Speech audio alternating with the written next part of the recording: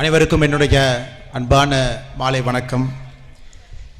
இது அற்புதமான ஒரு சரித்திர சாட்சிமிக்க நிகழ்வில் நாம் எல்லோரும் பங்கெடுத்து கொண்டிருக்கின்றோம். இது ஆண்டவனுடைய ஒரு பாக்கியமாகத்தான் நான் கருதுகின்றேன். மேடையின் மீது நாங்கள் இருக்க வேண்டும் என்பதற்காக இருக்கை போட்டிருக்கின்றார்கள். எனக்கும் உங்களோடு அமர வேண்டும் என்கின்ற ஆசைதான். 50 கிராமத்திலிருந்து அந்த கிராமத்தை மையப்படுத்தி 50 கோவில்கள் கட்டப்பட்டு அதனுடைய சாட்சியாக வந்திருக்கக்கூடிய 50 கிராமத்தினுடைய மக்கள் அவர்களுக்கு என்னுடைய சிறப்பான மற்றும் ஒரு வணக்கத்தை தெரிவித்துக் கொள்கின்றேன். மேடையின் மீது இருக்கக்கூடிய இந்த நிகழ்ச்சியினுடைய மிக முக்கியமான ஒரு மனிதர் சின்மயா மிஷன் நாகப்பட்டினம் அதனுடைய ஆச்சாரியா, இங்கே தங்கி இருந்து பொறுப்புகள் எல்லாம் கவனித்துக் கொண்டிருக்கக்கூடிய சுவாமி ராம கிருஷ்ணானந்தா அவர்கள் ஒரு பெரிய பொறுப்பை கையில் எடுத்து அதை நிறைவுபடுத்தி அந்த பொறுப்பில் யாரெல்லாம் பங்கெடுத்தார்களோ எல்லோருக்கும் மரியாதை செய்து கௌரவம் செய்து மிக அமைதியாக மேடையின் மீது அமர்ந்திருக்கின்றார்கள்.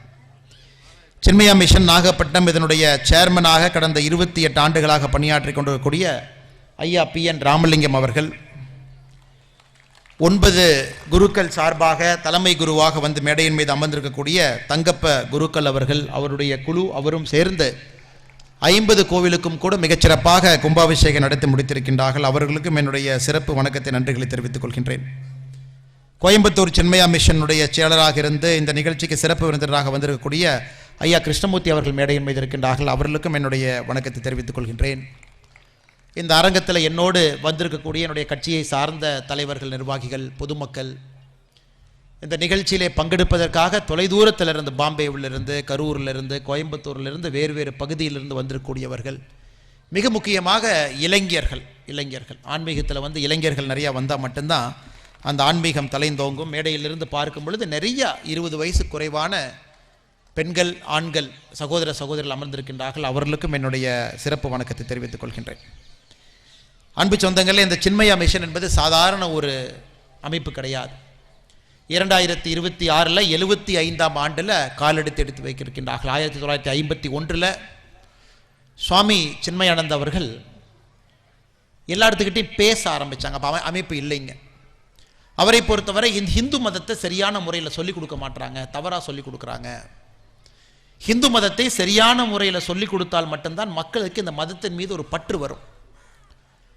வயது குறைந்தவர்களெல்லாம் இந்த மதத்தை கெட்டியாக பிடித்து கொண்டு இன்னும் வேகமாக இந்த மதத்தை வளர்ப்பாங்க. அப்படிங்கிறக்காக அவரே பேச ஆரம்பித்தார்.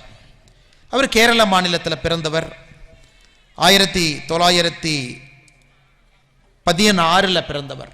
ஒரு சிறந்த ஒரு பத்திரிகை துறையில் நிபுணத்துவம் பெற்றவர். நேஷனல் ஹெரால்டு போகிற பத்திரிகையிலெல்லாம் பெரிய பெரிய கட்டுரைகள் எழுதியவர். சுதந்திர போராட்ட காலகட்டத்தில் அதற்காக போராடியவர். சிறைக்கெல்லாம் சென்றவர். 1949 கிட்டத்தட்ட அவர் பிறந்த 33 ஆண்டுகள் கழித்து சுவாமி சிவானந்தா, சாமி தப்போவனந்தா 2 சாமிகிட்ட போய் தீட்சை வாங்கி, சந்நியாச தீட்சை வாங்கி, அவருடைய இயற்பெயர் பாலகிருஷ்ண மேனன். பிறந்த பொழுது தந்தையார் வைத்த பெயர் பாலகிருஷ்ண மேனன்.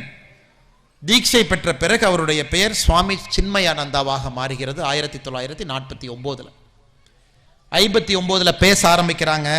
கீத ஞான யக்னம் அப்படிங்கிற பேரில் 5 பேர், 50 பேர், 500 பேர், 5000 பேர், 50,000 பேர், 1,00,000 பேர் கூட்டமாக அப்படியே வர்றாங்க. அப்போடைய சன்னியாசிகள்லாம் சொல்கிறாங்க, சுவாமி நம்ம ஒரு அமைப்பு ஆரம்பிக்கணும், இந்தியா முழுவதும் உலகம் முழுவதும் அந்த அமைப்பு எடுத்துகிட்டு போகணும். அமைப்பு இருந்தால் மட்டும்தான் தன்னார்வலர்கள் ஒரு பக்கம் வருவாங்க, பொதுமக்கள் ஒரு பக்கம் இருப்பாங்க, நம்மால் நடத்த முடியும் என்று. அப்போ சுவாமி சின்மயானந்தா அவர்கள் சொல்கிறாங்க, நீங்கள் என்ன வேணாலும் ஆரம்பிங்க, ஆனால் என் பேரில் ஆரம்பிக்காதீங்க அப்படின்னு. ஏன்னா நான் இங்கே வந்திருப்பதே ஒரு மனிதனுடைய பெயரில் ஒரு அமைப்பு அறிமுகமானால் அந்த மனிதனுடைய மறைவுக்கு பிறகு அந்த அமைப்பு காணாமல் போயிடும். அதனால் நீங்கள் தயவு செய்து என்னுடைய பேரில் இந்த அமைப்பு ஆரம்பிக்காமல் நீங்கள் எல்லாம் போய் தேடி ஒரு நல்ல பெயரோடு வாங்க அப்படின்னு. 1953 அவங்களுடைய சிஷ்யர்கள்லாம் வந்து, உங்கள் பேர் சின்மயானந்தாவாக இருந்தாலும் கூட நாங்கள் சின்மயா என்கின்ற பெயர் சமஸ்கிருதத்தில் ஞானம் என்கின்ற பொருள், அதனால் சின்மயா என்கின்ற பெயரில் தான் ஆரம்பிக்கலான்னு நாங்கள் உங்களுக்கு அறிவுரை சொல்கிறோம், இது உங்கள் பெயர் கிடையாது.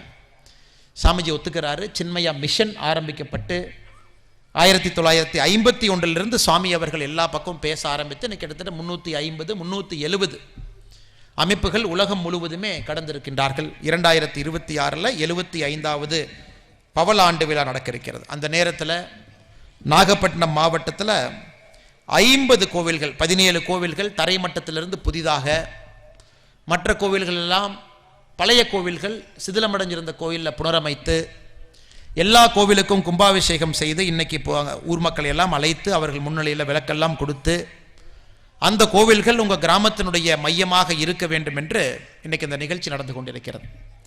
நானும் உங்களைப் போல ஒரு சின்ன ஊரில் பிறந்தவன், மிக அக்கறையாக ஆர்வமாக எங்கள் ஊரில் இருக்கக்கூடிய ஒரே ஒரு கோயிலை சின்ன வயதிலிருந்து ஆர்வமாக படித்த ஒரு மனிதன் நான். எங்களுக்கு இருக்கக்கூடிய 72 குடும்பங்கள் எங்களுடைய கிராமத்தில், நான் பிறந்த ஊரில் ஒரே ஒரு கோவில், ஒரு முருகன் கோவில், கிராமத்து கோவில்.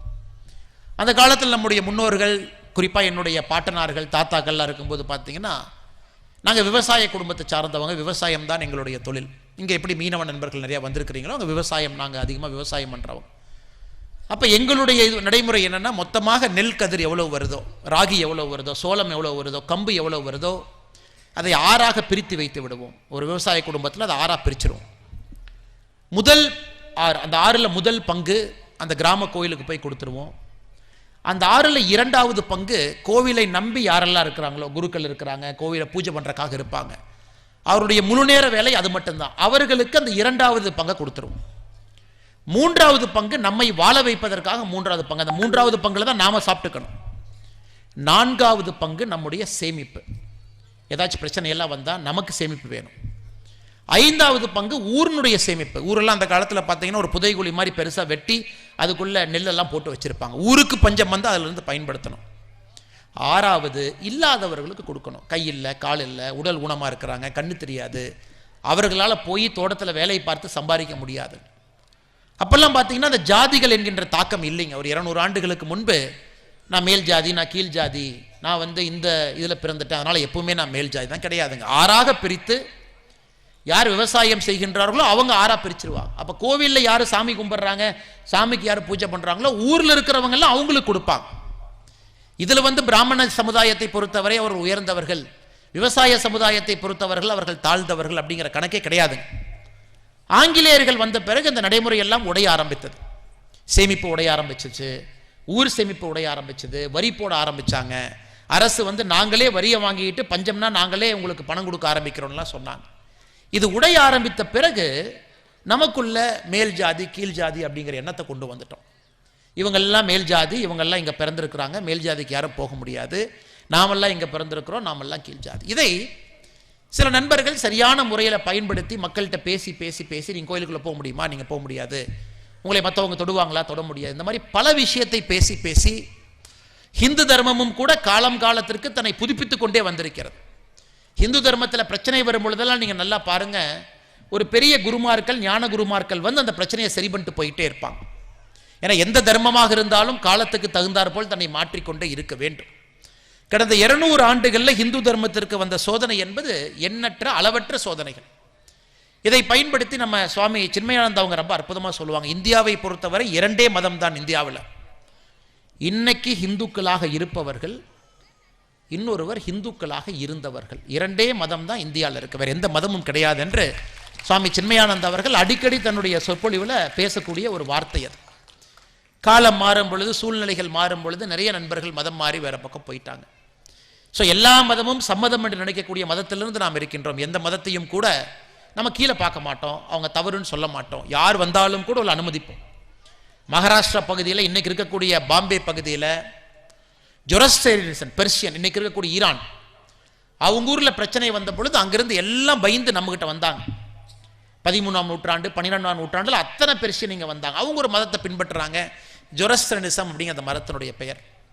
உள்ளே வரும்போது நம்முடைய அந்த பகுதியில் இருந்தவங்கெல்லாம் போய் ராஜாட்ட முறையிட்டாங்க, ஐயோ நாம இந்துக்கள், நாம இன்னொரு மதத்தை சார்ந்தவங்க நம்ம ஊருக்குள்ள வர்றாங்க, நம்ம ஊருக்குள்ள விடவே கூடாது, திருப்பி கடலில் அனுப்பிடணும்.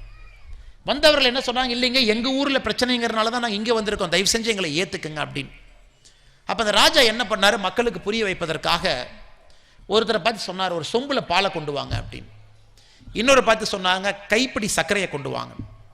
ஸோ ராஜாவுக்கு முன்னாடி ஒரு சொம்பில் பாலும் இன்னொரு பக்கம் கைப்பிடி சர்க்கரையும் வந்தது. வந்த பிறகு ராஜா சொன்னாங்க, கையில் சர்க்கரை வச்சிருக்கிறவங்க பாலுக்குள்ள, சொம்பு பாலுக்குள்ள சர்க்கரையை போடுங்க. பாலே பார்த்தீங்கன்னா சொம்பு முழுவதும் நிறைந்து நிற்கிறது. அப்போ சர்க்கரையை போடும் பொழுது பால் ததும்பி வெளியே வராமல் போடப்பட்ட சர்க்கரையெல்லாம் அந்த பால் கிரகிச்சு உள்ளே இருக்குது. அப்போ ராஜா சொல்கிறாரு, ஹிந்து தர்மத்தை சார்ந்தவர்கள் எதற்கும் பயப்பட தேவையில்லை, நாம் சொம்பில் இருக்கக்கூடிய பாலை போன்றவர்கள். எத்தனை பேர் நம்மிடம் கலந்தாலும் கூட அதை அப்படியே கிரகிச்சு நாம் வச்சுக்குவோம். அதனால் இந்த மதம் யாரை பார்த்தும் பயப்பட வேண்டிய அவசியம் இல்லை அப்படின்னு. அப்படி தான் ஒரு மதமும் இந்தியாவுக்குள்ளே நாம் அனுமதித்தோம். காரணம், எந்த மதத்தையும் பார்த்து நமக்கு பயம் கிடையாது. ஏன்னா இந்த மதம், இது அடிப்படையில் நாம் மதம் என்கின்ற வார்த்தையை பயன்படுத்துகிறோம். இந்த முதல்ல மதம் என்கின்ற வார்த்தை அல்ல, இந்து மதத்தை பொறுத்தவரை வாழ்வியல் முறை, இது ஒரு வாழ்க்கை முறை. 1893 சுவாமி விவேகானந்தா அவர்கள் சிகாகோ போகிறாங்க, அமெரிக்கா போகிறாங்க. உலகத்தில் இருக்கிற எல்லா மதத்தை சார்ந்த தலைவர்களையும் மேடையின் மேலே உட்கார வைக்கிறாங்க அமெரிக்காவில். 1893. இன்னைக்கு எத்தனை வருஷம் பாருங்க, கிட்டத்தட்ட 132 வருஷத்துக்கு முன்னாடி. அப்போ சுவாமி விவேகானந்தர் அவர்கள் அவரும் போய் உட்கார்ந்துருக்காங்க. எல்லாரும் பேசுகிறாங்க. விவேகானந்தர் அவர்கள் 18ஆவதாக பேசுகிறாங்க. சுவாமி விவேகானந்தர் அவர்கள் 17 பேர் அவருக்கு முன்னாடி பேசுகிறாங்க. நான் இந்த மதத்தை சார்ந்தவன், உலகத்திலே எங்கள் மதம் தான் பெருசு, நான் இந்த மதத்தை சார்ந்தவன், எங்கள் மதம் தான் பழமையான மதம், நான் இந்த மதத்தை சார்ந்தவன், என் மதத்தை மாதிரி எந்த மதமும் கிடையாது, நாங்கள் தான் புண்ணியம் செஞ்சவங்க. 18 பேரும் பேசுகிறாங்க. கடைசியாக விவேகானந்தர் அவர்கள் 19ஆவதாக மைக் எடுத்து பேசுகிறாங்க.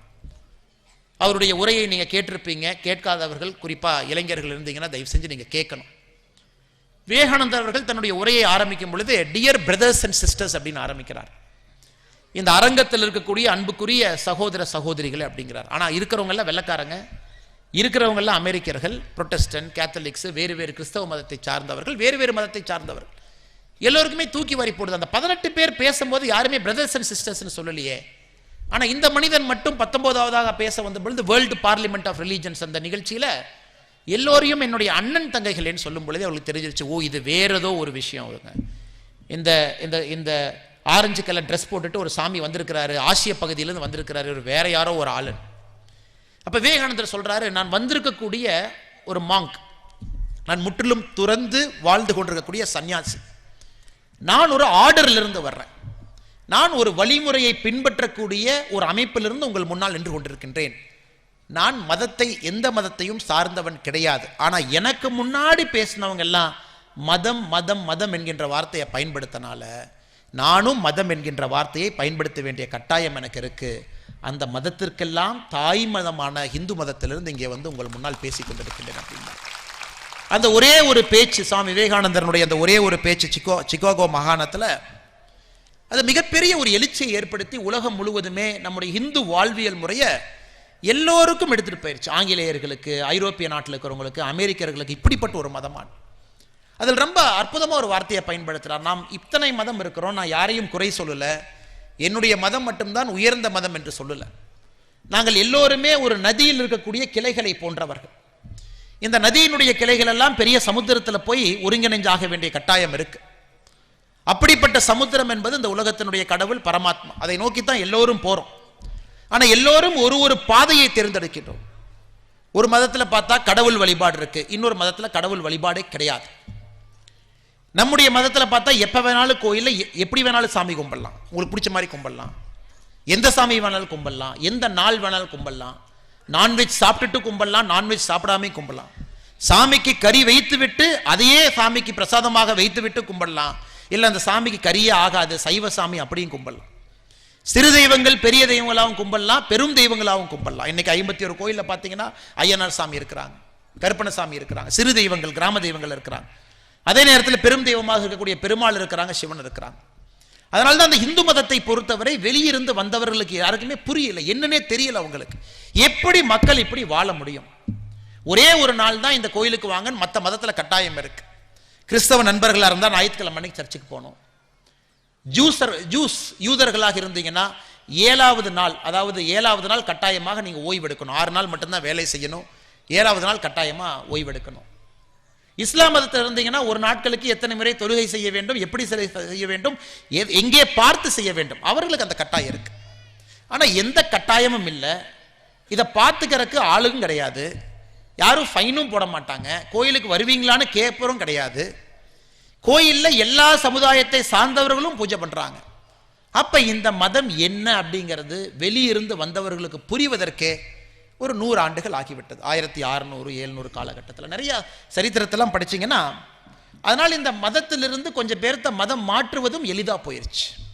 காரணம் ரூல்ஸ் இல்லை, ரெகுலேஷன் இல்லை, ஆர்டர் இல்லை.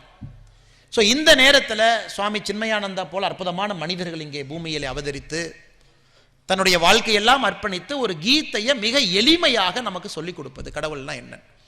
கீதை அடிப்படையில் சமஸ்கிருதத்தில் இருக்கு.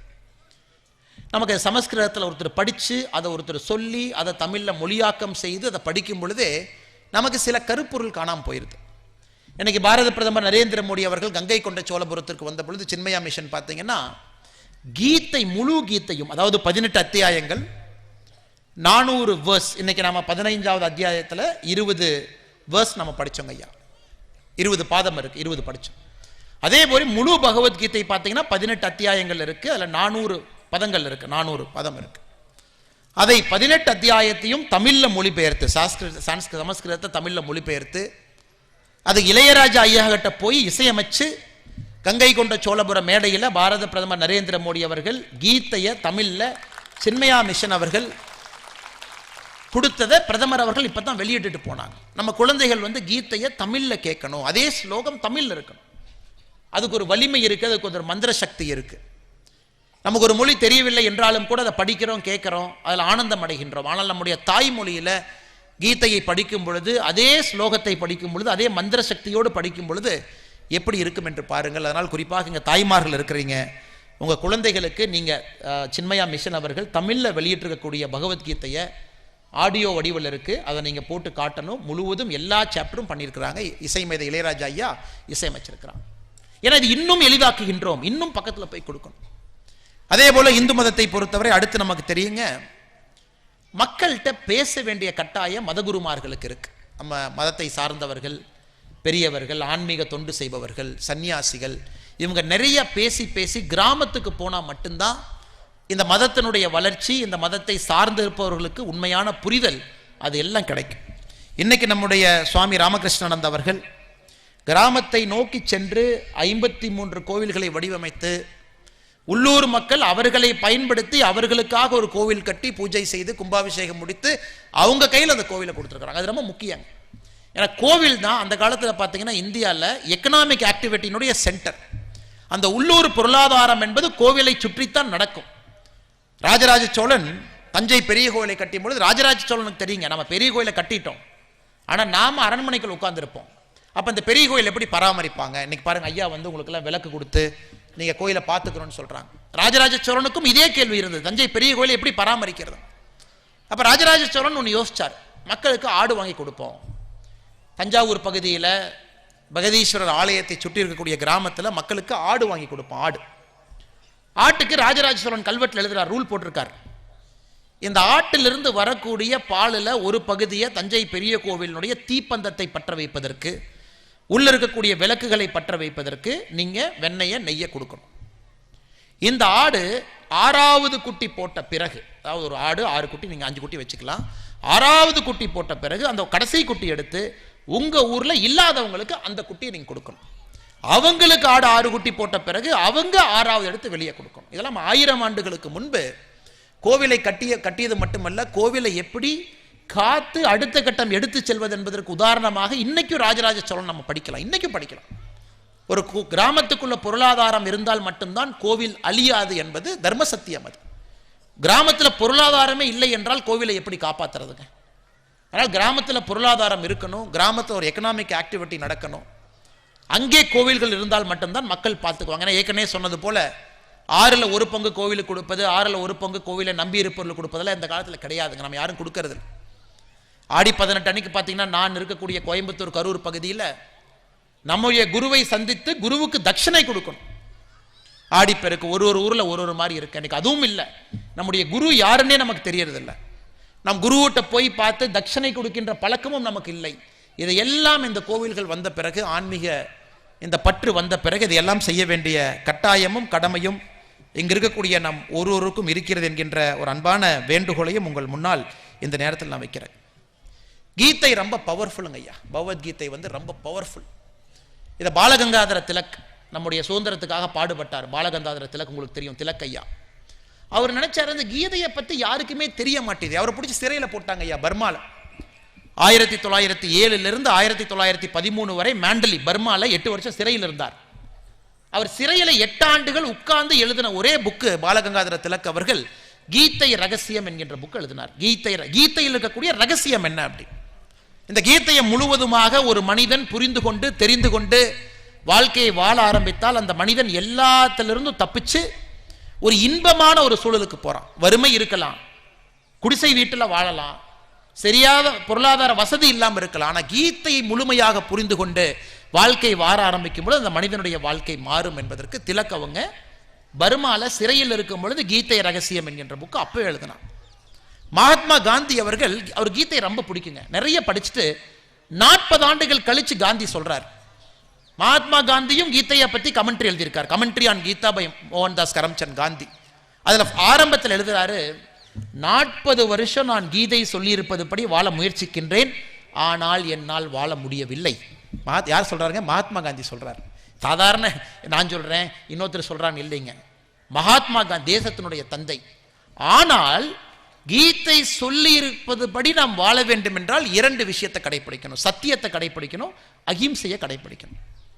எந்த ஒரு மனிதன் தன்னுடைய வாழ்நாளில் வாழுகின்ற விதத்தில் முழு சத்தியத்தையும் அகிம்சையும் கடைபிடிக்கின்றானோ அந்த மனிதன் கீதை சொல்லி இருப்பதுபடி வாழ முடியும் என்பது மகாத்மா காந்தி அவர்கள் கீதையை பற்றி இருக்கிற கமெண்ட்ரியில் அவர் சொல்றார்.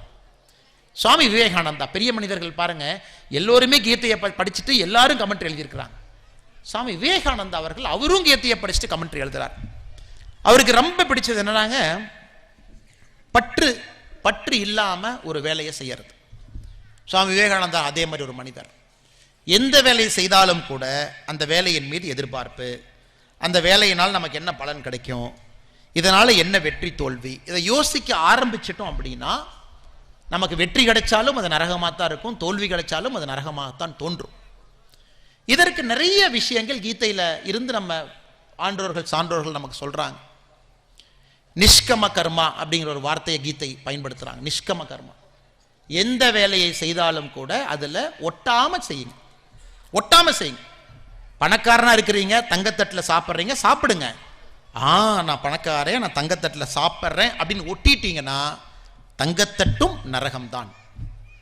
நான் ஏழையா இருக்கேன், ஏதோ ரோட்டில் இருக்கிற ஒரு பெரிய இலையை பறித்து கொண்டு வந்து வீட்டில் வச்சு சாப்பிட்றேன், ஐயோ ஒரு இலையில சாப்பிட்றமே, ஏழையா இருக்கிறனே அப்படின்னு நீங்க நினைச்சாலும் அது நரகம்தான்.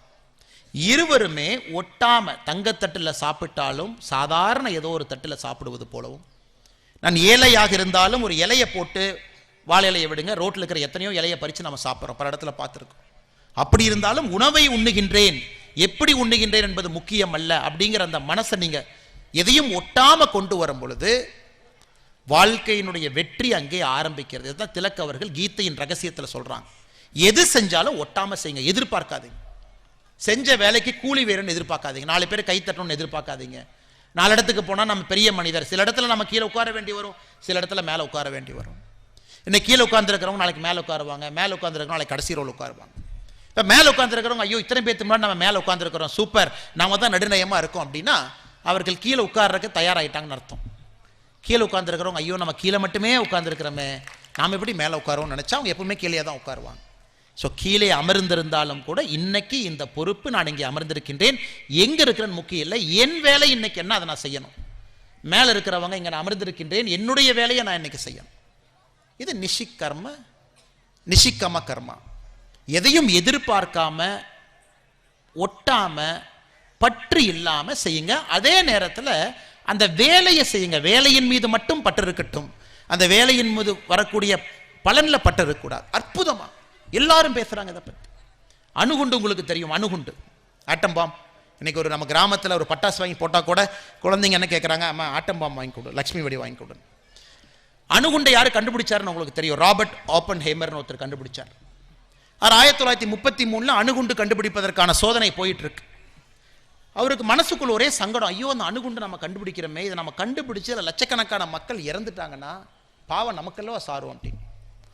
உடனே இந்த ராபர்ட் ஓப்பன்ஹைமர் என்ன பண்றாருங்க, சமஸ்கிருதத்தை படிக்கிறார். எதுக்குன்னா அந்த காலத்தில் ஐயா சொன்ன மாதிரி கீதையை படிக்கணும்னா சமஸ்கிருதம் தெரிஞ்சிருக்கணும். கீதையை படித்தவங்க நமக்கு சொல்லிக் கொடுக்க மாட்டாங்க, சமஸ்கிருதம் தெரிஞ்சவங்க மட்டும்தான் கீதை.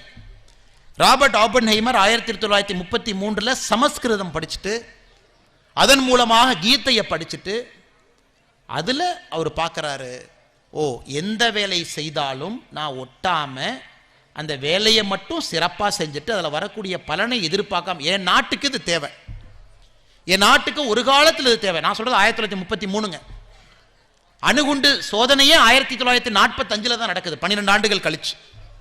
முதல் அணுகுண்டையும் 1945 ஆகஸ்ட் மாசத்தில் போடுறாங்க. ஹிரோஷிமா நாகாசாக்கி ஜப்பானில் போடுறாங்க. லட்சக்கணக்கான மனிதர்கள் இறந்துட்டாங்க, குழந்தைங்க இறந்துட்டாங்க, பெண்கள் இறந்துட்டாங்க, எந்த பாவமும் செய்யாமல் இறந்துட்டாங்க. அதையும் ராபர்ட் ஆப்பன்ஹைமர் அவர் கடைசி காலத்தில் எழுதுறாங்க, நான் கண்டுபிடித்த கருவி லட்சக்கணக்கான மக்களை கொண்டிருக்கிறது, ஆனாலும் கண்டுபிடிக்க வேண்டிய கட்டாயம் என்னுடையது. இதன் மூலமாகத்தான் 2ஆம் உலகப் போர் நிறைவுக்கு வந்திருக்கிறது. அதையும் ஒரு பக்கம் பார்க்கணும். ஒருவேளை ஆட்டம் பாம் போடாமல் இருந்தால் இன்னும் 10 லட்சம் பேர் போரில் இறந்திருப்பாங்க. நிஷிக்கம கர்மா, என் வேலையை மட்டும்தான் நான் செய்யணும். ராபர்ட் ஆப்பன்ஹைமர் அவர்களுக்கு அணுகுண்டு கண்டுபிடிப்பதற்கு அவருடைய மனசாட்சியை தட்டியதும் கீதை தான். மகாத்மா காந்தி அவர்கள் அமைதியை போதித்ததும் கீதை தான். பாருங்க எவ்வளோ எவ்வளோ ஆச்சரியம் பாருங்க. இந்த கீதை ரெண்டையும் செய்யுது. ஆனால் இரண்டிலும் ஒட்டாமல் இருக்கணும். மகாத்மா காந்தி அவர்களும் ஒட்டாம வேலையை செஞ்சாங்க. அதான் சுவாமி சின்மயானந்தா போன்றவர்கள் 44 ஆண்டுகள் லட்சக்கணக்கான செமினார், அமெரிக்கா, ஐரோப்பியா, இந்தியா, சின்ன நாடு, பெரிய நாடு, கிராமம், நகரம், எல்லா இடத்துலையும் போய் கீதையை பற்றி பேசி பேசி பேசி இன்னைக்கு சாமியை போன்றவர்கள் சாதாரண மக்களுக்கு கீதையை கொண்டு வந்து சேர்த்துட்டாங்க. நாம் இன்னைக்கு அதை படிக்கலாம். அதனால் எல்லோருக்கும் என்னுடைய அன்பான வேண்டுகோள், கோவில் கட்டிட்டீங்க, கோவிலில் வாரத்துக்கு ஒரு நாள் நீங்கள் எல்லாரும் ஊர்வக்கெல்லாம் சேரும் பொழுது கீதையினுடைய ஒரு அத்தியாயத்தை எடுத்து படிக்க ஆரம்பிங்க. முதல் அத்தியாயத்திலிருந்து ஆரம்பிங்க. அர்ஜுனனுக்கு வரக்கூடிய சலனம், கிருஷ்ணரை பார்த்து எல்லாம் மாமா இருக்கிறாங்க, சித்தப்பா இருக்கிறாங்க, பெரியப்பா இருக்கிறாங்க, அம்பு இருக்குது, யாரை போடுறது, யார் அடிக்கிறது, யாரை விடுறதுன்னு ஒன்றுமே புரியலையா கிருஷ்ணான். அதிலிருந்து ஆரம்பித்து அந்த 18 சாப்டர் அப்படியே போகுங்க. எப்படி பற்று இல்லாமல் இருக்கிறது, கர்மயோகங்கிறது என்ன, ஞான யோகங்கிறது என்ன, பக்தி யோகங்கிறது என்ன, 15வது சாப்டர் புருஷோத்தம யோகா, 18வது அத்தியாயம் வந்தீங்கன்னா எதுவும் வேண்டாம், எல்லாத்திலிருந்து தள்ளி இரு, மா ஏக்கம் சரணம் வஜ்ர அப்படின்னு 18வது அத்தியாயத்தை ஆரம்பிப்பாங்க. எதாக இருந்தாலும் கூட சரண்டர், எதையும் நீ செய்யாத, என்னைய நம்பி செஞ்சுட்டு போயிட்டே. இன்னைக்கு திருப்பதி ஏழுமலையான் கோயிலுக்கு போகிறோம், நாம் எல்லாருமே திருமலை போகிறோம். எத்தனை பேர்த்துக்கு தெரியும், நீங்கள் நல்லா போய் சாமி ஏழுமலையானை பார்த்தீங்கன்னா கொஞ்சம் பக்கத்தில் உங்களுக்கு கிடைக்கிறதுக்கு வாய்ப்பு இருந்து நல்லா பார்த்தீங்கன்னா கையில் வைரம் முழுசாக இருக்கும் ஏழுமலையானுடைய கையில். கொஞ்சம் நல்லா உத்து பாருங்க, இந்த இடத்துக்கு ஒரு வார்த்தை எழுதியிருப்பாங்க, ஏழுமலையானுடைய கையில் ஒரு வார்த்தை இருக்கும். விஜயநகர பேரரசு காலத்தில் இருந்தபோது பொறிக்கப்பட்ட வார்த்தை சாமியினுடைய கையில். நல்லா உத்து பார்த்தீங்கன்னா கீதையினுடைய 18 அத்தியாயத்தினுடைய முதல் பதிகத்தை எழுதியிருப்பாங்க, ஏழுமலையானுடைய கையில் அது இருக்கும். மா ஏக்கம் சரணம் வஜ்ரா அப்படிங்கிற வாக்கியத்தை அங்கே எழுதியிருப்பாங்க. என்ன சொல்றாங்கன்னா, ஏழுமலையான் சொல்றாரு, எதையும் கண்டுக்காதீங்க, நீ வந்துட்டீங்க, உங்கள் பிரச்சனையை நல்லதை எங்கிட்ட போட்டுட்டு நீங்கள் போங்க, அதை நான் பார்த்துக்கிறேன்னு ஏழுமலையான் சொல்கிறார். அதனால தான் நம்ம திருப்பதிக்கு போகும்போது யாரும் வேண்டும் என்று எதுவும் கேட்க மாட்டோம். சாமி இது கொடுன்னு யாரும் கேட்குற பழக்கம் ஏழுமலையான்ல. எல்லாரும் போய் சாமி நான் வந்துட்டேன், என்னை பார்த்துக்க, எனக்கு என்ன வேணும்னு உனக்கு தெரியும், பார்த்துக்க சாமி. மா ஏக்கம் சரணம் வஜ்ரா கடைசி அத்தியாயத்தை ஏழுமலையானுடைய கையில். ஆனால் நம்ம வாழ்க்கை வாழும் பொழுது பற்று வந்துடுது. ஒரு ஏழுமலையான்ட்ட போகணுமே, இந்த நேற்று பிளாட்டு போட்ட ரியல் எஸ்டேட் நல்லா விற்கணும் ஏழுமலையானே, ஒரு வீடு ஒரு 3 ஃப்ளோர் கட்டியிருக்கிறேன், ஒரு 2 ஃப்ளோராக கட்டி ஒரு 5 ஃப்ளோராக கட்டி கொடுத்துரு ஏழுமலையானே, கார் 2 தான் வாங்கியிருக்கேன், ஒரு 4 காராக வாங்கணும், இல்லை எனக்கு பணமே சேரல, கொஞ்சம் பணத்தை கொடு அப்படின்னு. நான் ஏழுமலையான் பார்த்தீங்கன்னா நின்று வேர்வை சொட்ட சொட்ட வசூல் பண்ணுற ஒரு கடவுள். அவர் பார்த்தீங்கன்னா வேர்வை சொட்ட சொட்ட 18 மணி நேரம் உழைத்து ஏழுமலையான் வந்து வசூல் பண்ணுற கடவுள். அவர் உண்டியல், அவருடைய வேலைக்கே ஆகாதுங்க, சாமி எனக்கு கொடுன்னு அது வேலைக்கே ஆகாது. அதனால தான் ஏழுமலையானுடைய கையிலேயே சரணம் வஜ்ரா, அதாவது சாமியை நான் வந்துட்டேன், சரண்டர் ஆகிட்டேன், காலை பார்த்துட்டேன், போயிட்டே இருக்கிறேன், எனக்கு என்ன கொடுக்கணும்னு உனக்கு தெரியும், நான் என்னை தகுதிப்படுத்திக்கிறேன் சாமி, என் தகுதியை நான் வளர்த்துக்கிட்டே இருக்கேன், என் தகுதியை வளர்த்துவது மட்டும்தான் என் கடமை, கொடுப்பது உன்னுடைய கடமை, நீ பார்த்துக்க சாமி, வந்துட்டேன் நன்றின்னு சொல்லிட்டு கிளம்பிடுவான். அது ஏழுமலையானை தரிசிப்பதற்கான சிறப்பான ஒரு வழியாக எல்லோரும் சொல்வார்கள் பெரியவர். நம்ம எல்லா கோவில்லையும் பார்த்தீங்கன்னா கீதை என்பது நம்முடைய இந்து வாழ்வியல் முறையிலிருந்து வந்தது, கீதையிலிருந்து இந்து வாழ்வியல் முறை வந்தது. அதனால் இன்னைக்கு இந்த 18வது அத்தியாயம் புருஷோத்தம யோகம், இந்த அத்தியாயத்தை நாம் எல்லோரும் இணைந்து இன்னைக்கு மாஸ் சாண்டிங் எல்லோரும் இணைந்து மொத்தமாக அதை படிச்சிருக்கிறோம். அதனால் நிச்சயமாக ஒரு கோயில்லையும் நீங்கள் அதை செய்ய வேண்டும் என்கின்ற அன்பான வேண்டுகோளை வைத்து கடைசியாக ஒரு அற்புதமான மண்ணில் நின்று கொண்டிருக்கின்றோம். 63 நாயன்மாரில் மிக முக்கிய நாயன்மாராக இருக்கக்கூடிய அதிபத்த நாயன்மாரனுடைய ஊர் அது. அவருடைய வாழ்க்கையே நமக்கு ஒரு பாடம். வாழ்க்கையே பாருங்கள், ஆண்டவனிடம் அர்ப்பணிப்பு, ஆண்டவன் மீது நம்பிக்கை. இன்றைக்கி நம்ம வாழ்க்கைக்கு இது ரொம்ப தேவை. சாமி நான் ரொம்ப கடினமாக உழைக்கிறேன், ஆனால் ரிசல்ட் வர மாட்டேது. சாமி அவன் தப்பு பண்ணுறான், அவன் நல்லா இருக்கான், நான் நேர்மையாக இருக்கேன், ஆனால் எனக்கு எதுவுமே நடக்க மாட்டேது. சாமி நேற்று வந்தவன் அரசியலில் போஸ்டிங் வாங்கிட்டு போயிட்டான், நான் இன்னைக்கு இருக்கேன், ஒன்றும் கிடைக்க மாட்டேது. அவன் பாருங்கள் தப்பாக பண்ணுறான், எம்எல்ஏ எம்பியாக இருக்கிறான், நான் நல்லவனாக இருக்கிறேன், ஒன்றுமே இல்லை. ஸோ இங்கே இருக்கக்கூடிய எல்லோருக்கும் இது ஏதோ ஒரு சிந்தனை மனசில் இருக்கும். அதிபத்த நாயனார் நமக்கு ஒரு கடவுளாக நமக்கு சொல்கிறார். மீன் பிடிக்கிறாரு, வர்ற மீனை நிறைய மீன் வரும் பொழுது ஒரு மீன் கடவுளுக்கு அப்படின்னு கடலை விட்டுறார். சில நாள் ஒரு மீன் மட்டும்தான் கிடைக்குது. ஏன்னா அவருடைய நோக்கம் என்னங்க, ஒரு மீன் கடவுளுக்கு கொடுப்பறது. சில நாள் ஒரே மீன் தான் கிடைக்குது, கிடைச்ச ஒரு மீனையும் கடலையே விட்டுறாரு, இது சாமிக்கு. அடுத்த நாளும் ஒரு மீன் தான் கிடைக்குது, அதையும் பிடிச்சி ஃபர்ஸ்ட் மீன் சாமிக்குன்னு விட்டுறார். அப்போ கடவுளாக பார்த்து ஒரு நாள் அவதரித்து வர்றார். உனக்கு நிறையா மீன் கிடைக்கும் பொழுது ஒரு மீன் எனக்கு கொடுத்தீங்க அதிபத்த நாயனாரே, ஒரு மீன் கிடைத்த பொழுதும் அந்த ஒரு மீன் எனக்கு கொடுத்தீங்க. ஏன்னா உங்களுடைய கொள்கையில் வைராகியத்தில் நல்ல நாள்லையும் கெட்ட நாள்லையும் ஒரே மாதிரி தான் நீங்கள் வாழ்ந்தீங்க. எனக்கு அதிபத்த நாயனார் சுவாமியை நாம் சிவபெருமானுடைய ரூபமாக நாம் எல்லோரும் வேண்டுகின்றோம், கொண்டாடுகின்றோம். குறிப்பாக நாகப்பட்டினத்தில் ஒரு ஆகஸ்ட் மாதத்தில் மிகச்சிறப்பாக அவருக்கு ஒரு விழா எடுத்து படகுல நம்முடைய மீனவ சொந்தங்கள்லாம் போய் நீங்கள் இன்னைக்கு அந்த ஒரு நாள் கடலில் மீனை விடுறீங்க அதிபத்த நாயனார் அவர்களுக்காக. சில பேர் மீனை செஞ்சு எடுத்துகிட்டு போகிறீங்க. ஏன்னா அவருடைய கதையில் பார்க்கும் பொழுது தங்க மீன், ஒரு நாள் தங்க மீன் கிடைச்சது, தங்க மீன் மட்டும்தான் கிடைச்சது, தங்க மீனையும் கடலில் விட்டார். ஆனால் தங்க மீன் போன்று மீனை எடுத்துகிட்டு போய் நீங்கள் விடுறீங்க, மீனை செஞ்சு எடுத்துகிட்டு போய் விடுறீங்க, உண்மையான மீனை விடுறீங்க. ஸோ நாகப்பட்டினத்திலேயே நமக்கு உதாரணம் சொல்வதற்கு அதிபத்த நாயனார் அவங்க இருக்கிறாங்க.